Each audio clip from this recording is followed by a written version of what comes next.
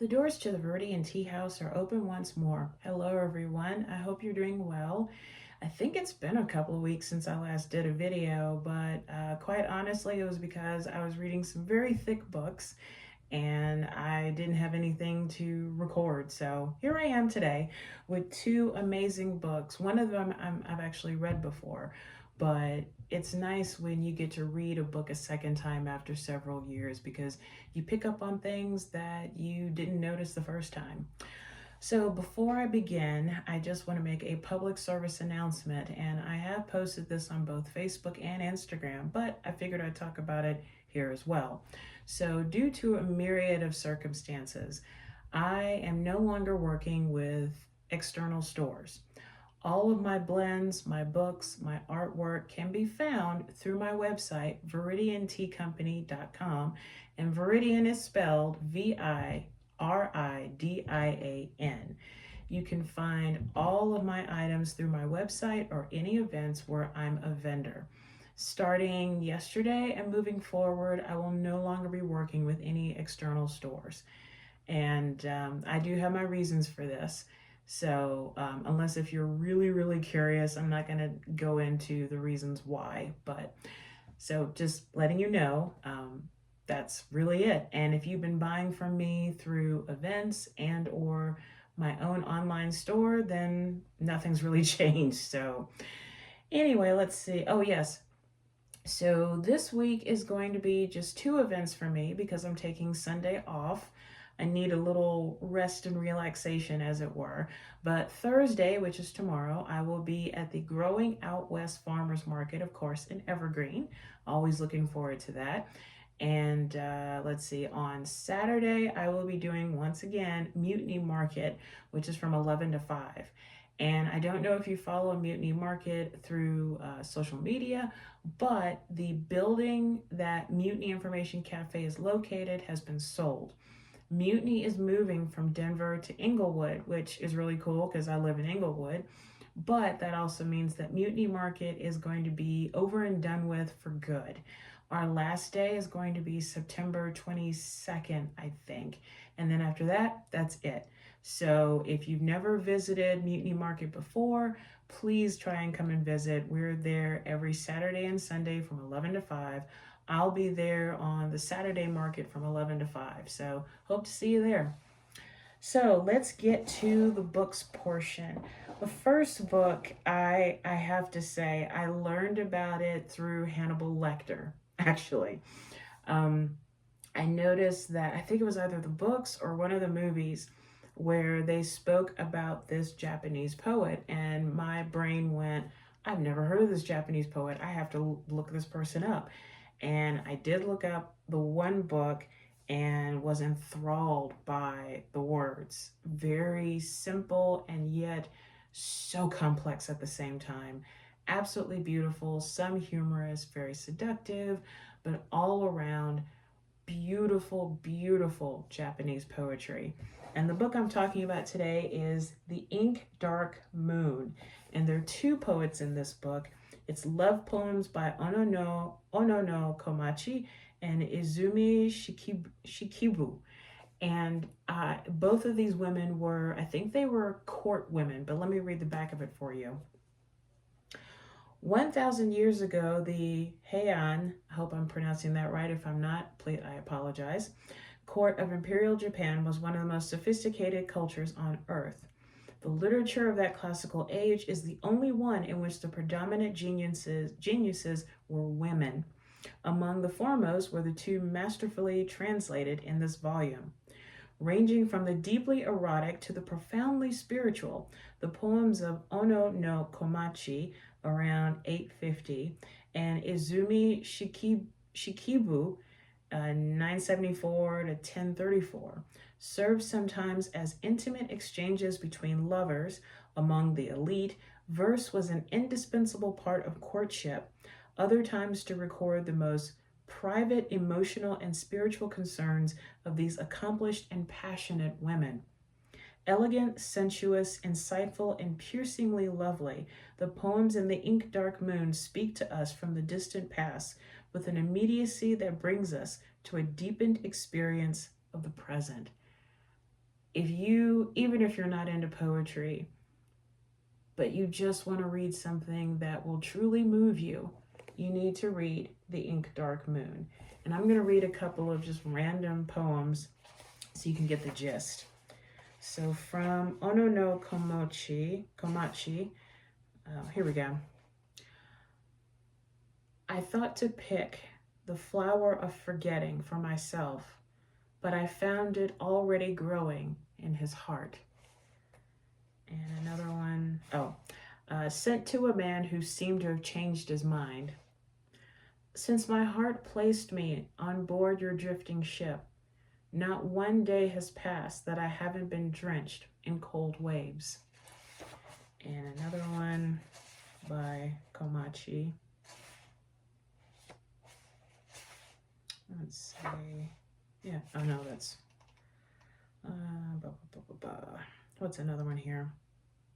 Oh, yes, a mountain village can be lonely, yet living here is easier than dwelling amid the worries of the world. And now from Izumi Shikibu, let's see.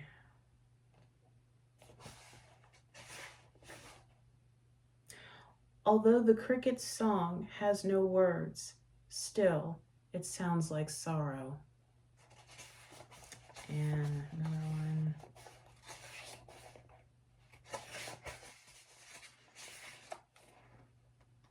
Another random. In my loneliness, I break and burn twigs for the snapping fire. In this wintry mountain village, hoping the smoke at least won't leave. And one more.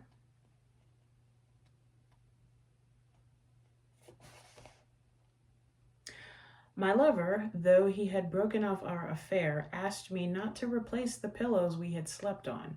My reply, well, just now I'm not sure if I'll change my pillow or not, though I might decide by watching you change your heart.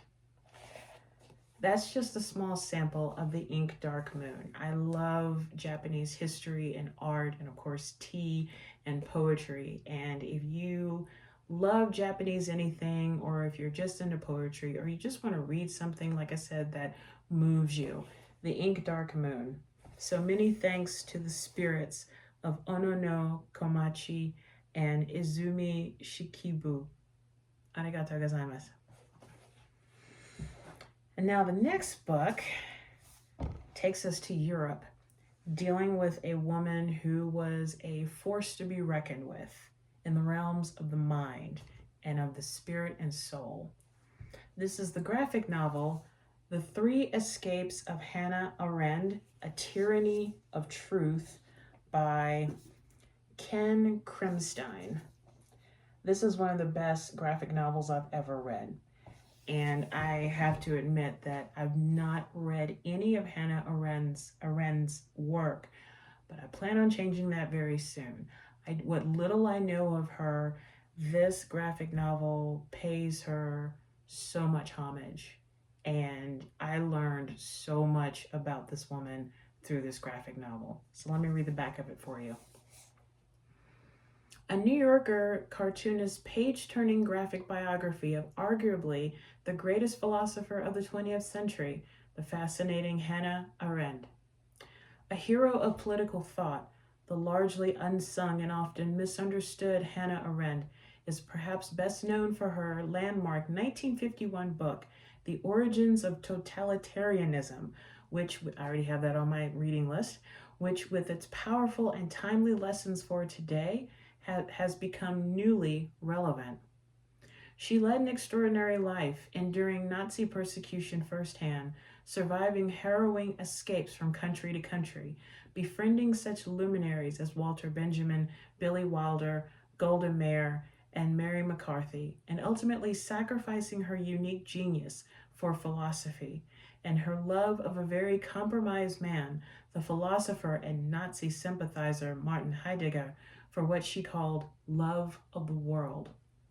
Compassionate and enlightening, Ken Kremstein's The Three Escapes of Hannah Arendt is a portrait of a complex, controversial, deeply flawed, and irrefutably courageous woman whose intelligence and virulent truth-telling led her to breathtaking insights into the human condition. Her experience remains an inspiring example of how to live as an individual and a public citizen in troubled times. I can't really add anything else to it, but I will read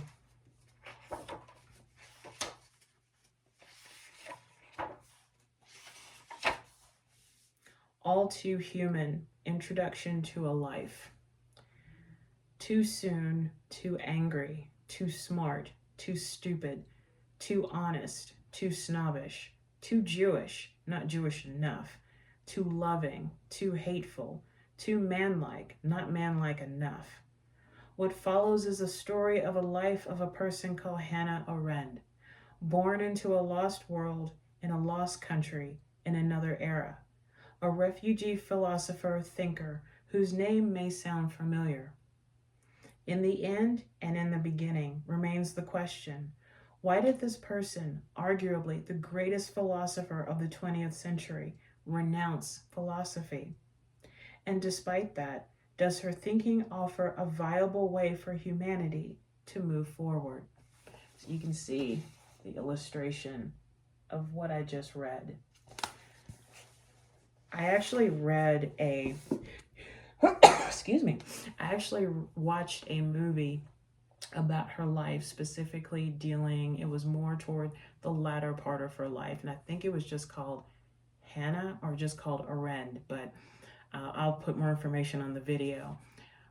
But just listening to this woman and now reading this graphic novel, her philosophy back then, her thoughts and thinking and views of the world, very relevant today. Really, really, truly are. So if you're into philosophy like I am, or you want to read about a very powerful, strong, mentally strong woman who encountered so much and overcame so much, the Three Escapes of Hannah Arendt is for you, very much so. And I forgot to say that both books do receive 5 pots of tea from Viridian Tea House. Each are exquisite in their own way. And all I can say is just thank you to the 3 women who became immortal through their words and thoughts. Thank you so much. Thank you. So now getting to the tea portion, this is one of my tea blends. This has been out of stock for quite some time, but I'm happy to say that it's back in stock. And then it went out of stock, and then I put it back in stock. And this is the Butler Did It. So, as many of you know, my tea blends are inspired by books, art, music, and science. So the Butler Did It is my love letter to the mystery genre. I always played Clue as a kid. I always played Professor Plum. I loved the Edward Gorey opening of Mystery on PBS. I mean, if you even show a flash of it, you're probably going to get 30 people at once go, oh yeah, I remember that. That was an awesome animated entrance to a wonderful show. And then plus I got into Agatha Christie and other murder mystery writers. And then I started writing murder mystery, which I never thought that I would do. It all started with Jackie Verona, which you can order all 3 books through Amazon. But from there, I love the genre. And I love how there are so many authors out there who write in that genre, and they change the time period or the country, but it's just a good story. And I love sitting around trying to figure out who did it. And they always say the butler did it. So like I said, this is one of my older blends. The ingredients are Assam tea, which is black tea, kind of mild, earthy tea, combined with lavender, hibiscus, and rose hips. I do have the tea for sale in both regular and sampler sizes through my website, viridianteacompany.com. So I've brewed a cup for myself, and I'll let that steep a little bit longer because I'm a big hibiscus fan. So immediately I get the lavender with the hibiscus. And I like to tell people, I know some people are kind of scared of drinking anything with lavender because they think, oh my God, I'm drinking potpourri or perfume. But happily enough, the Assam, the rose hips, and the hibiscus kind of mute the lavender just enough to where you can taste it. It's a good combination and flow, but you're not being overwhelmed by perfume. So from me to you, a cup of the Butler Did It by my company.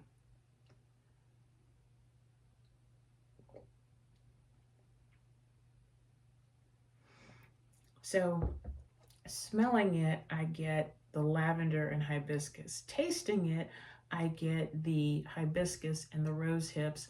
The lavender is kind of toward the back, which will probably kind of come a little bit to the forefront when it gets cooler, all on a bed of malty earthiness, which is the Assam.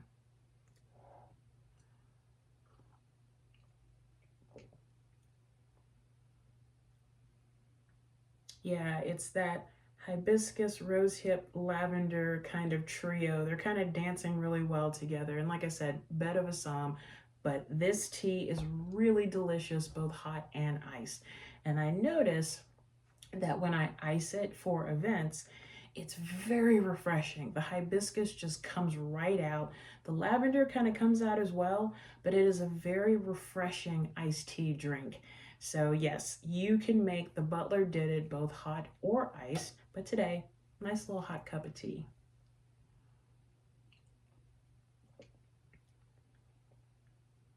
That really is beautiful. So before I wrap up, let's do a breathing meditation. We're just going to focus on our breathing, take a few minutes out of this crazy race we call life, and just breathe. And if you find yourself getting stuck on a thought, politely tell yourself mentally, thinking, allow the thought to go on like you're changing the channel of a TV, but don't follow the story. Just come back to your breathing. And if you get caught up in a thought or idea, that's okay. That's quite all right. Just realize when you do it and come back to the breathing. So if you're ready, let's begin.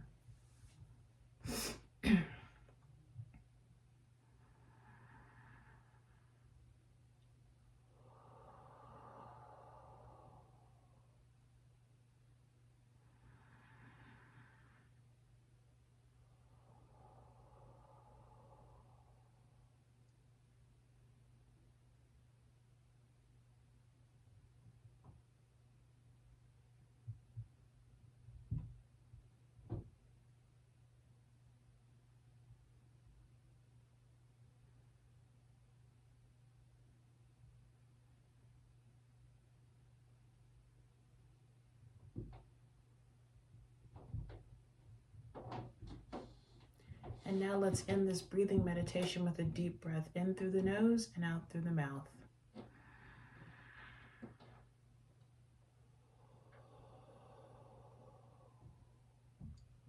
Slowly open your eyes or allow your eyes to come back into focus. And I forgot to mention, if you have a glass of water or a cup of tea, now's a great time to enjoy a sip.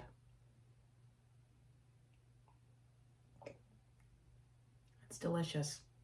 So that's all I have for today. Many thanks to the trio of wonderful women for writing down their words so that we can still read them and enjoy them today.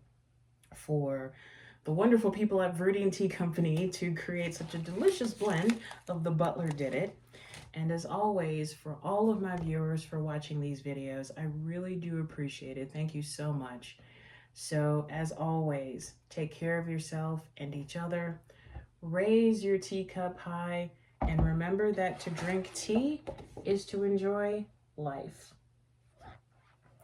I hope to see you very soon at an event or a future video here at Viridian Tea House. Bye for now.